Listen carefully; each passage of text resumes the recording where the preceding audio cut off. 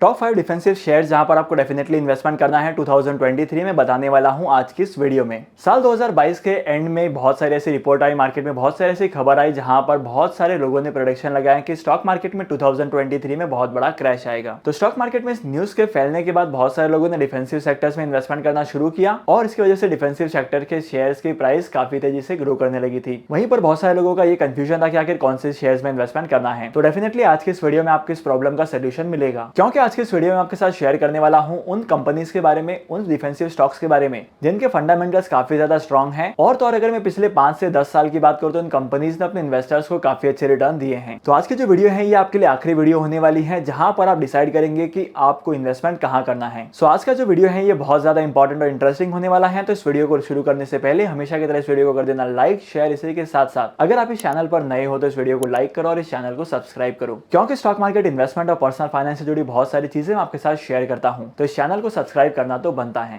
तो चैनल को सब्सक्राइब कर दिया ना, तो शुरू करते हैं आज की वीडियो को। और सबसे पहले बात करता हूं मैं एशियन पेंट्स के बारे में। एशियन पेंट के सेक्टर की कंपनी है जिसने पिछले 10 सालों से अपने इन्वेस्टर्स को अच्छे रिटर्न दिए हैं। ये कंपनी का मार्केट कैप है और इसी के साथ साथ कंपनी की पास्ट परफॉर्मेंस है। जैसे कि आप देख सकते हैं कि पिछले 6 महीने में कंपनी ने अपने इन्वेस्टर्स को बहुत ही अच्छे रिटर्न दिए हैं। और 2020 के मार्केट क्रैश में अगर आपने इस कंपनी के शेयर को ऑब्जर्व किया होगा तो यहाँ पर भी इसने अपने इन्वेस्टर्स को काफी अच्छे रिटर्न दिए हैं। एशियन पेंट्स के सेक्टर की कंपनी है जो अपना बिजनेस इंडिया के साथ साथ बहुत सारी मल्टीपल कंट्रीज में भी करती है। तो इसकी वजह से एशियन पेंट्स का जो प्रॉफिट है वो लगातार बढ़ते ही जा रहा है। और सबसे बेस्ट बात यह है कि एशियन पेंट खुद को डेवलप कर रहा है, अपनी टेक्नोलॉजी को डेवलप कर रहा है, अलग अलग तरीके के मार्केट में पेंट लॉन्च करता है और इसी के साथ साथ अलग अलग मौसम के हिसाब से भी अपने प्रोडक्ट को लॉन्च करता है। तो डेफिनेटली अगर आप लॉन्ग टर्म में इस कंपनी के शेयर्स में इन्वेस्टमेंट करते हो तो यहाँ पर आपको काफी अच्छे रिटर्न कमाने को मिलेंगे। सेकंड कंपनी जहां पर आपको इन्वेस्टमेंट करना है वो है Hindustan Unilever limited. Hindustan Unilever limited है एफएमसीजी सेक्टर की कंपनी। और तो और करंटली हिंदुस्तान यूनिलीवर ने बहुत सारे कंपनीज के साथ टाई अप कर रखा है और इस कंपनी के पास खुद के भी बहुत सारे प्रोडक्ट हैं, जैसे कि सोप एंड डिटर्जेंट, खाने की चीजें, फूड आइटम्स और इसी के साथ साथ कॉस्मेटिक्स के ब्रांड्स भी हैं। मतलब हिंदुस्तान यूनिलीवर ने अपने बिजनेस को वेल डाइवर्सिफाइड करके रखा है। और अगर आपको इसके कॉम्पिटिटर के बारे में जानना है तो इनके कॉम्पिटिटर तो मार्केट में बहुत ही कम है। और Hindustan Unilever fast moving consumer good sector की कंपनी है। तो यहाँ पर इस चीज का बेनिफिट ये होता है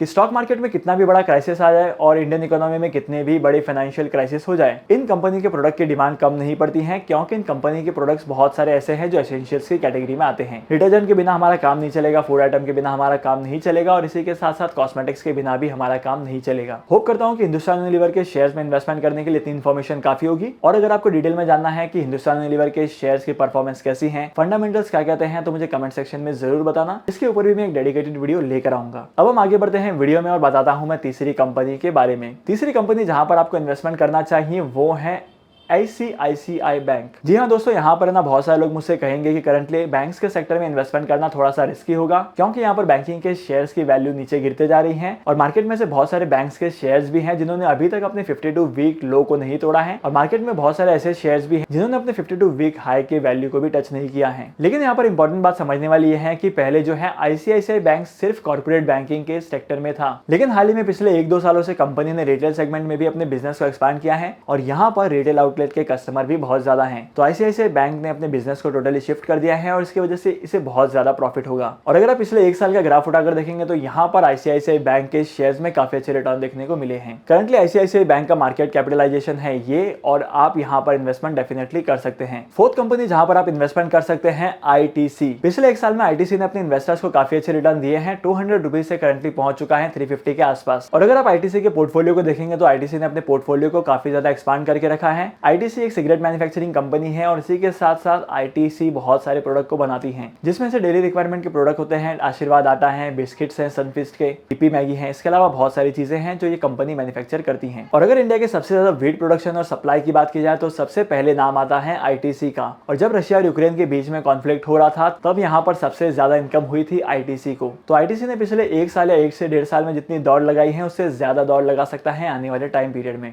क्योंकि गवर्नमेंट ऑफ इंडिया ने बहुत सारे ऐसे प्रोजेक्ट लॉन्च किए हैं जहां पर एक्सपोर्ट्स को सपोर्ट किया जाएगा। तो डेफिनेटली आपको इस कंपनी के शेयर में भी इन्वेस्टमेंट करना है। तो चलिए अभी आते हैं हम आज के आखिरी स्टॉक पर। और आज के हमारी वीडियो का आखिरी स्टॉक है HAL, Hindustan aeronautics limited. Basically Hindustan aeronautics limited एक डिफेंस सेक्टर की कंपनी है जहां पर गवर्नमेंट ऑफ इंडिया ने बहुत सारा इन्वेस्टमेंट किया है। और अगर मैं ट्रेंड की बात करूं तो पिछले 2 सालों में ही सबसे ज्यादा इन्वेस्टमेंट किया है डिफेंस सेक्टर में, क्योंकि रशिया और यूक्रेन के वॉर के बाद मार्केट में डिफेंस सेक्टर के प्रोडक्ट की डिमांड बढ़ गई थी और इंडिया डिफेंस सेक्टर के प्रोडक्ट को मैन्युफैक्चर करके सप्लाई कर रहा था। और करंटली इंडिया के डिफेंस सेक्टर का एक्सपोर्ट इतना ज्यादा हो गया है कि इंडिया को सबसे ज्यादा प्रॉफिट डिफेंस सेक्टर में होता है और दुनिया भर में सबसे ज्यादा विश्वास करने वाले औजार भी इंडिया के पास ही हैं। इसके अलावा अगर मैं हिंदुस्तान एरोनॉटिक्स लिमिटेड के शेयर्स की बात करूं तो हिंदुस्तान एरोनॉटिक्स लिमिटेड ने अपने इन्वेस्टर्स के लिए हाल ही में स्टॉक स्प्लिट अनाउंस किया था और इसी के साथ साथ बहुत सारे कॉर्पोरेट एक्शन डिक्लेयर किए थे। तो अगर आप हिंदुस्तान एरोनॉटिक्स लिमिटेड के शेयर्स में इन्वेस्टमेंट करते हैं तो आपको शेयर्स में तो ग्रोथ होगी, लेकिन इसी के साथ साथ आपको हर साल बहुत सारे कॉर्पोरेट एक्शन की वजह से पैसे कमाने को मिलेंगे। तो डेफिनेटली आपको इन 5 कंपनीज के शेयर्स में इन्वेस्टमेंट करना है, क्योंकि ये सारी की सारी कंपनीज डिफेंसिव सेक्टर की हैं। इसका मतलब ये है कि अगर मार्केट में कभी भी क्रैश आता है तो इन कंपनीज के शेयर्स पर इतना ज्यादा असर नहीं पड़ेगा और मार्केट के डाउनफॉल का भी इतना ज्यादा असर इन कंपनीज के शेयर्स पर नहीं पड़ेगा। होप करता हूँ कि आज की वीडियो आपको वैल्यूएबल लगी होगी। अगर आपको आज के इस वीडियो का कंटेंट वैल्यूएबल लगा है